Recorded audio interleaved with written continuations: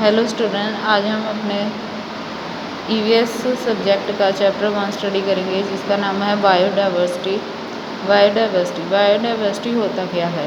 All these plants, animals and micro organism found within an area एरिया और ecosystem are referred as a biological diversity. ठीक है, मतलब कि ऑल प्लांट्स, जितने भी हमारे पास प्लांट्स, एनिमल्स और माइक्रो ऑर्गेनिज्म एक मतलब कि एरिया में पाए जाते हैं। ठीक है, जितने सभी वेराइटीज़ जितनी भी है प्लांट्स की, एनिमल्स और माइक्रो ऑर्गेनिज्म की, वो एक एरिया में पाई जाती है और जिसे हम इकोसिस्टम भी बोलते हैं, उसे हम क्या बोलते हैं? Biological diversity. ठीक है student, the term biodiversity was coined by the Walter G Rosen in 1986 and was reintroduced by the E.O. Wilson in 1994।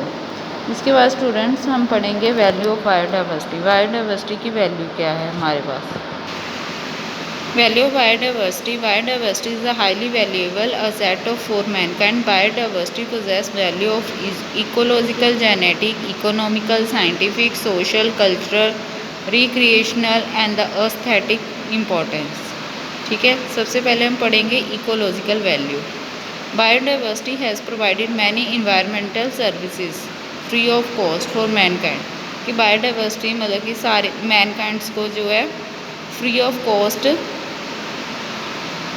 कुछ इन्वायरमेंट सर्विस जो प्रोवाइड करती है, जैसे कि such as production of oxygen, जैसे ऑक्सीजन को पैदा करती है, reduction of carbon dioxide, maintaining the water cycle को मेंटेन करना है, प्रोटेक्टिंग द सॉइल को प्रोटेक्ट करके रखना। ठीक है स्टूडेंट, इसके बाद है हमारे पास genetic values. From time immemorial farmers are developing better varieties of crops and domestic animals through artificial selection. ठीक है, इसमें क्या होता है कि जो हमारे पास फार्मर्स होते हैं, ठीक है, वो मैनी वैराइटीज़ की जो हमारे पास क्रॉप्स पैदा करते हैं। ठीक है, artificial selection. Today it is being done by selecting useful genes from wild varieties and introducing them to domesticated species. With this type of gene exchange, we have been able to produce varieties with better yield and disease-resistant varieties. ठीक है, for example, rice grown in Asia is protecting for diseases by genes taken from a wild rice species. ठीक है,